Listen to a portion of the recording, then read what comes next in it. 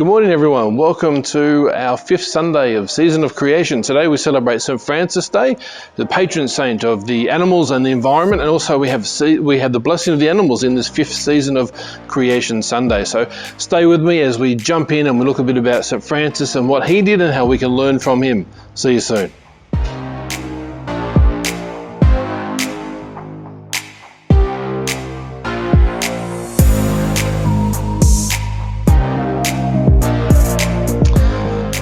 This is our fifth Sunday in the season of creation, so extra blessings upon those who managed to make all 5 weeks. I hope you've enjoyed this particular season of the church. Over the last 5 weeks of season of creation, or some people call it creation tide, we have looked at various aspects of God's wonderful and amazing creation. Today we finish with the blessing of the animals and remembering St. Francis. He is known as the patron saint of animals and the environment. The Episcopal Church's Lesser Feasts and Fasts booklet describes St. Francis as the most popular and admired saint, but probably the least imitated. So as we put into practice all things that we've learnt over the last 5 weeks or better, we are encouraged to put into place, put into action, to embrace these things that we've learnt. Hopefully you've been challenged, maybe provoked a little bit.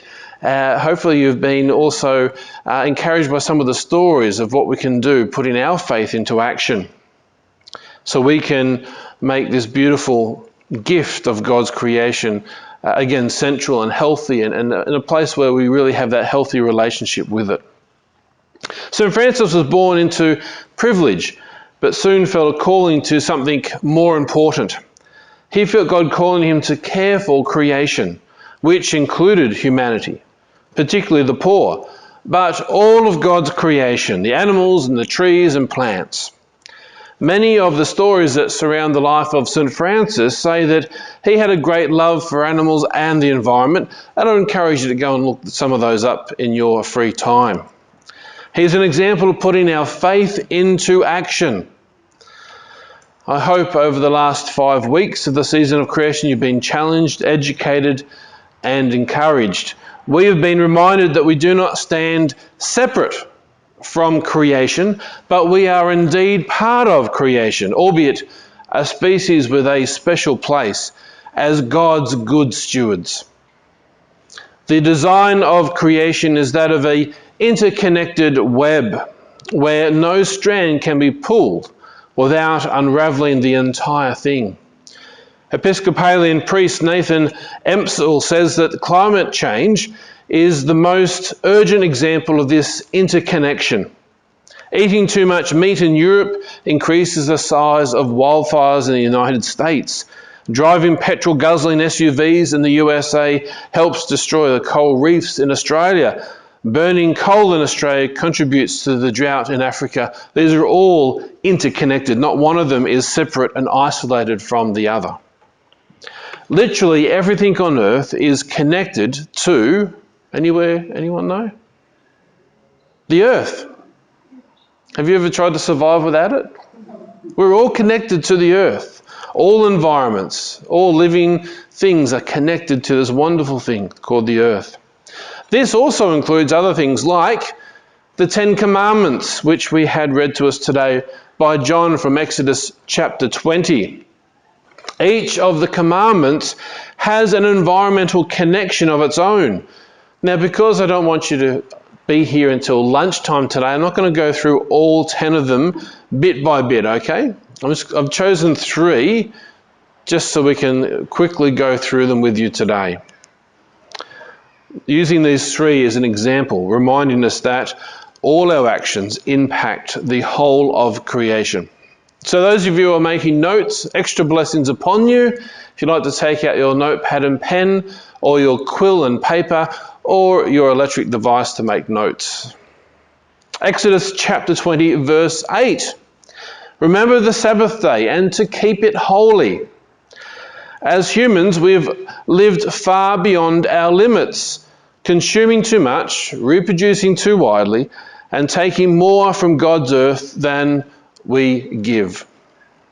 What would it look like if in Western society we decided that ever-increasing production and growth were not the ultimate values that we held as a society, and started taking maybe a day off from time to time to just be, rather than to do and be productive, just to be present. Perhaps if we took our own rest more seriously, spent a day in the garden or bushwalking, and I know some of you do, the planet would be able to rest and to heal as well. Exodus chapter 20, verse 15, you shall not steal. Thanks to human-induced climate change, ancient glaciers are melting. Permafrost that has been frozen for tens of thousands of years is now starting to defrost. The Great Barrier Reef has had successions of coral bleaching. The sixth mass extinction has begun. These features of creation existed for thousands of years, revealing God's glory to almost every human generation before us, up until now. By constantly burning our fossil fuels, encroaching our upon natural habitats, living beyond our means, and prioritizing profit over almost everything else, we are stealing the treasures of the earth from future generations. Exodus chapter 20, verse 16, you shall not bear false witness against your neighbour. Here in Australia and in many other places around the world, but in Australia we have two main political parties. I'm not going to tell you which one I vote for. I'm a swing voter anyway, so I'll vote for one that I think has got the best policies from year to year. But here in Australia, one of our two main political parties has until recently routinely denied the reality of climate science, blocking many attempts to solve the problem. Like the former presiding bishop and primate of the Episcopal Church in the United States, the Most Reverend Catherine Jefferts Scolari says, we must name such climate denial on the part of Western corporations and lawmakers for what it is, false witness, which is a sin. We have eyes to see, or if we have eyes to see, many of the stories around Jesus are set in the natural world. Jesus uses the natural world often as examples and parables, or where he actually is. In Matthew chapter 21, we see the very setting for Jesus is in a vineyard, or a time of great harvest. And the modern Bible gives this parable the heading of the wicked tenants. Is everyone familiar with that one? It's a story of a group of renter farmers who abuse the land and abuse their neighbours, even up to the point of killing the landlord's son, believing that they can keep all the profits for themselves. Yet ultimately, their abuse of the land and for others is counterproductive, leading to their own, as it says, miserable death. Reverend Empsall asks, are we like the new tenants who will produce fruits of the kingdom? Or are we like the wicked tenants living a lifestyle beyond our limits that destroys everything it touches? Like the tenants, whenever we abuse creation, land or water, air or people, we also abuse ourselves. Remember, we are all interconnected in this wonderful web of creation. It's worth noting that at the beginning of the same chapter, which has this parable of the tenants, it bears witness to Jesus entering into Jerusalem. Has anyone been here on Palm Sunday? It's a celebration of the Palms. We have it every Palm Sunday.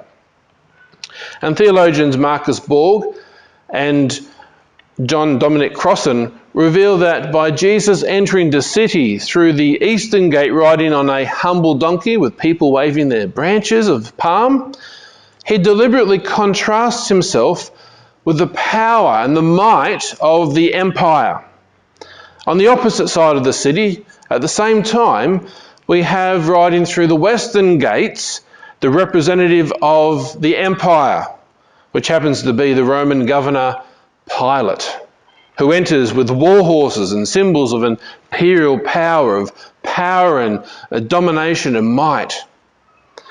Jesus established a visual contrast between his kingdom and the kingdom of the world, represented with Rome, with love and humility on Jesus' half, and the empire of the world, which was might and domination. So he had these contrasts between the two.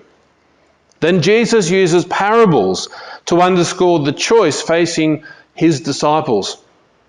It's still a choice that we face today.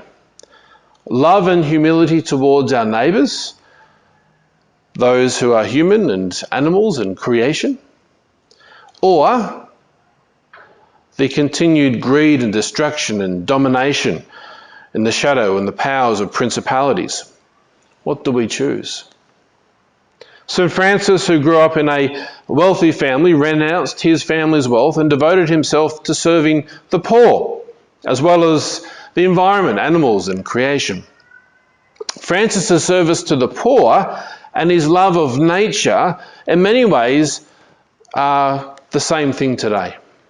Climate change impacts everyone, but no one more than the poor and the marginalised, who often cannot afford to deal with the costs of relocation, or they can't afford to bear the brunt of climate change. This is not just an academic argument, me standing up here saying, well, this is what we think is happening. Our near neighbours are already facing and feeling the effects of a rapidly changing environment, already experiencing sea level rises.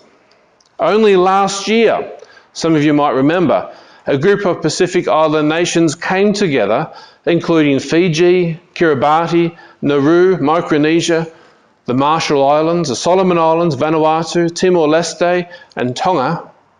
They came together to declare their situation a climate crisis, to demand major emitters around the world to do something.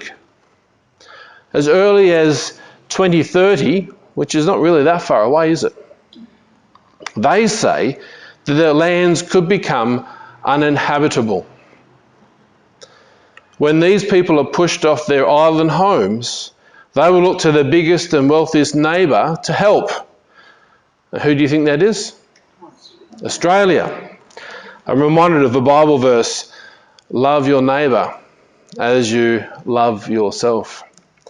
St. Francis would be the first to recognise the need for environmental justice. We cannot serve the poor without also caring for creation. The Ten Commandments, which we are looking at today, can open up our eyes so that we can see the need to protect creation in all that we do. Everything in creation is woven into this intricate, interwoven web.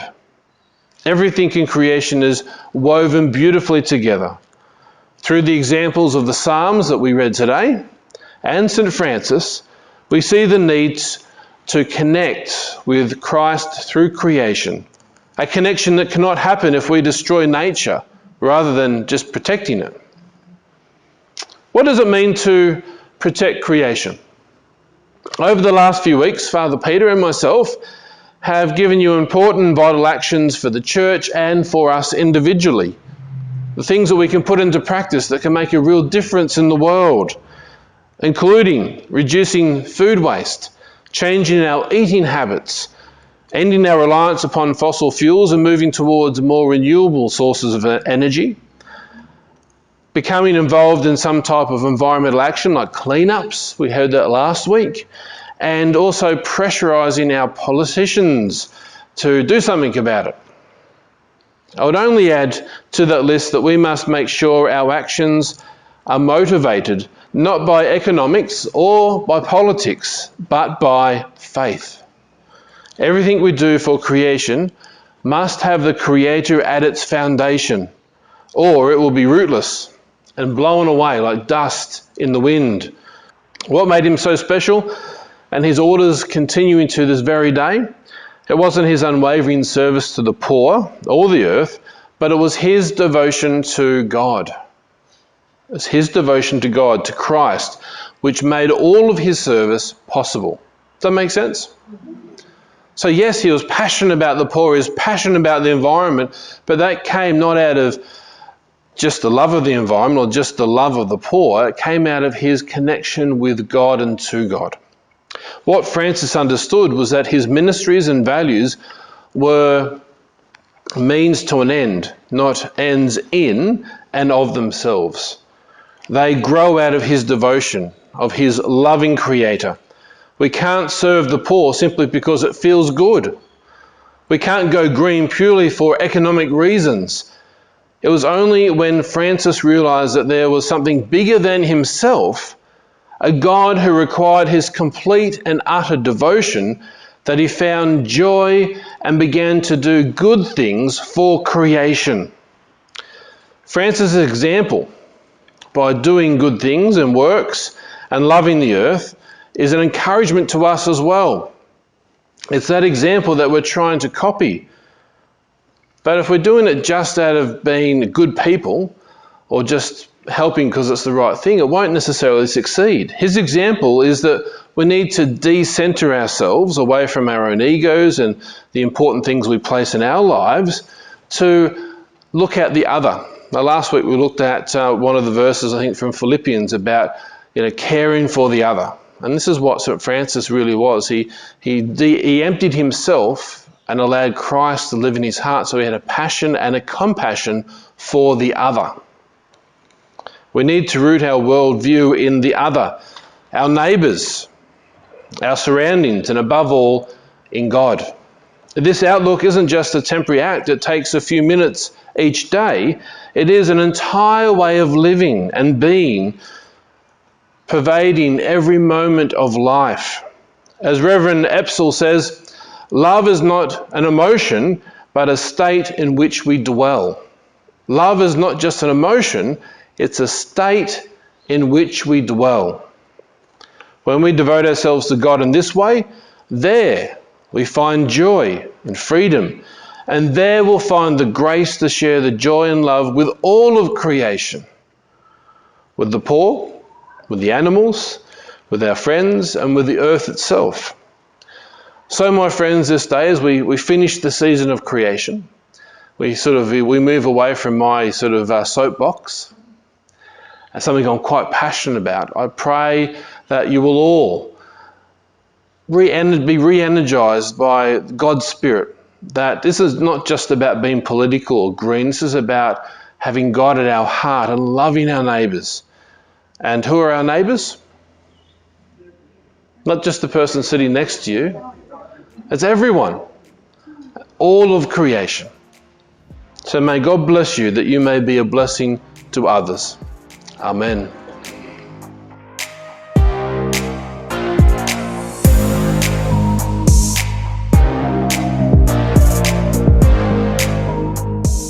Well, everyone, that's it for the week. Thank you very much for joining us over this 5 weeks of Season of Creation. It's been great that you've been part of it. I hope you found something useful in these 5 sessions, particularly the 3 that are online. And I pray that you'll be part of this solution to help the environment. So many blessings to you all as you go out to make the world a better place. Take care. If you've found this interesting, subscribe. We'd love to hear from you as well. Take care, everyone. Bye.